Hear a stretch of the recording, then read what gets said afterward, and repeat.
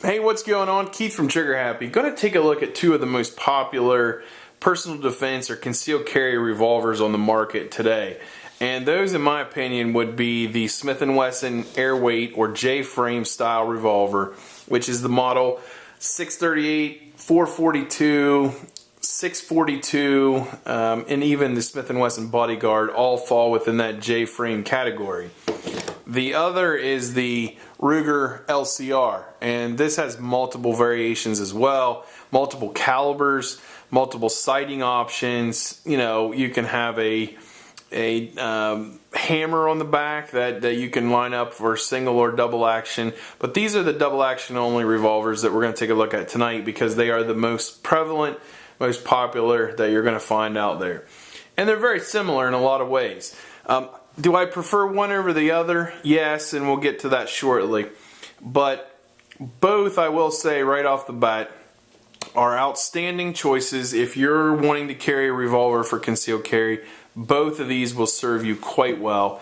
As far as, comparisons, we'll get into that. First, price. They are both very similarly priced. You're going to find them between, say, $400 to maybe $450, depending upon where you're at, how available they are, so on and so forth. And again, I'm talking about the base model LCR, not the 357, not the XS version with the different sights on it. But price-wise, very similar. So if price is a factor, throw that out the window because these are going to be pretty much exactly the same. Second, weight.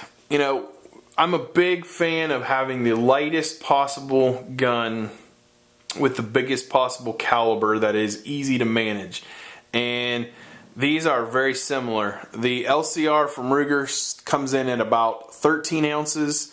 The J-frame, this one being the model 642, comes in at 15 ounces. So they're both pretty lightweight. How does Ruger make up for it in the weight category when it has the same barrel and roughly the same dimensions? Well, they do it by making it a polymer framed gun as opposed to an aluminum frame like the Smith & Wesson. So basically everything that you see here that's a different color, black, and you can tell right where it goes, that is all polymer. The rest is where the metal that you need is there. So they make up for it there. There's also some fluting here you'll see in the cylinder, if I can get an up close shot there.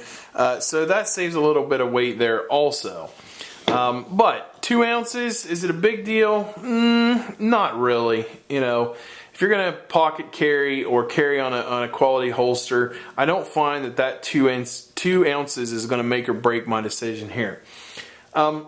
As far as, again, barrel length, you've got 1 7/8 inch barrel on both of these. So again, very similar.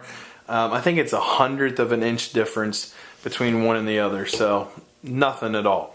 Sight wise, sights on the Smith & Wesson, I'll try to show you here.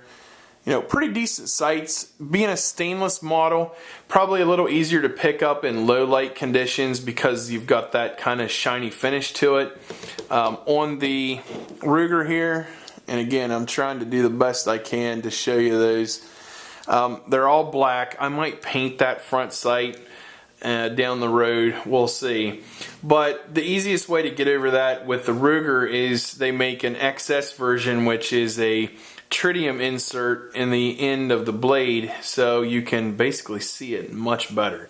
It's going to glow in the dark, so that kind of helps alleviate that problem when it comes to low light conditions with the Ruger. As far as grips, the Ruger comes with a Hogue rubber grip installed. Really like it. It's a little fatter than what's on the Smith & Wesson.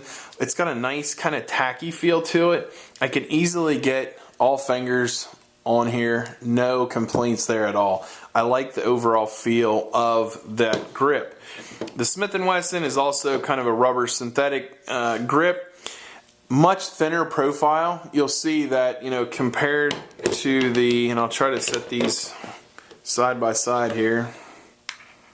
You can see there definitely, it's kind of hard to do here, but it's a thinner profile. You can get obviously different grips for this. If you want a little larger grip, you can do that. But I do probably prefer the Ruger's grip over the Smith & Wesson. As far as triggers go, these are both double action only. But if I'm going to compare triggers, there's two different modes here that you can compare. And I'll show these guns clear. You get people online that can't take my word for it that I cleared these before I started making the videos. There we go. Strictly double action, if I'm trying to shoot quickly, I prefer the trigger on the Ruger. It's smoother all the way through the pull, and you know, it's probably a lighter pull overall. The downside is if I'm trying to make a precision shot, it's a little more difficult to stage. Here we go. Well, here we go. I just find it a little harder to stage for precision shots. Now with the Smith & Wesson, I have no problem staging this trigger.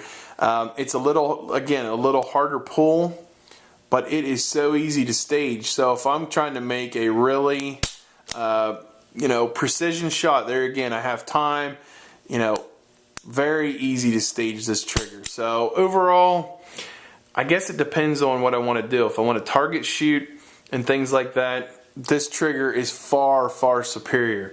If, you know, I'm not worried about those types of things, I'm not going to go to the range a lot, you know, really, this is a pretty good trigger. The downside, yeah, that's on every single Ruger revolver. And as far as in the LCR line, I don't like that. That just annoys the heck out of me. I don't like rattles and shakes and anything, and I don't care for that. The other thing that I'm not a big fan of is this right here. The lever that you use to unlock the cylinder is kind of a backward motion, and it's just not natural to me.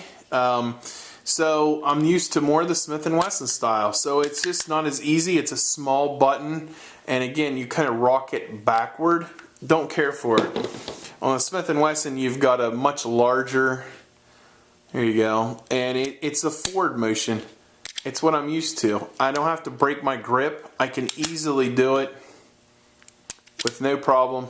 Other finger that moves the cylinder out of the way.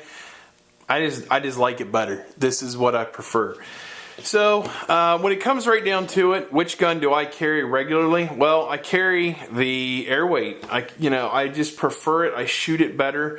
And to me, one of the things, if I'm going to go out and plink, I'm going to play around.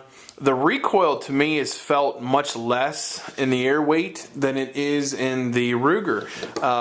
You know, if you're going to shoot plus Ps, it's stiff in either one. You know, there's a fair amount of recoil. So you get a lot of people make recommendations to newer shooters, to lady shooters, people with weaker hands, and I tend to agree with those recommendations.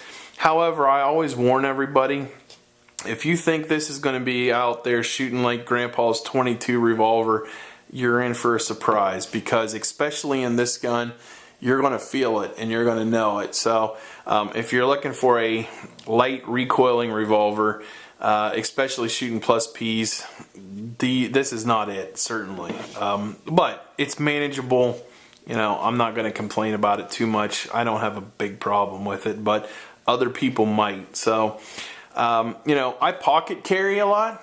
Just put it in a Black Hawk, just a El Cheapo holster, covers the trigger up, no big deal. The trigger guard on this one is a fair amount larger. You can see it's much more rounded, so it might be a little easier with a gloved finger on. So for winter carry or something like that, you've got a more flat look to this one. But again, not a huge deal if you're carrying in a warmer climate or something like that. So check it out. The only way to make a decision on these guns is to get your hands on both of them, and just what feels best to you. What do you like in your hands? You know, I really can't complain about either one. There's some minor things on both. You know, I wish this grip was a little bit bigger, and I wish this one had, you know, a little better trigger or whatever. But, you know, these are awesome options for concealed carry, or for just, you know, a desk drawer gun, a truck gun, whatever. You know, it's worth checking out. So if you can get your hands on one, and sometimes these are hard to find and you may have to do a little looking, but if you can get your hands on one, you would be doing yourself a favor. So check them out. Keith from Trigger Happy. We'll see you next time. Thanks.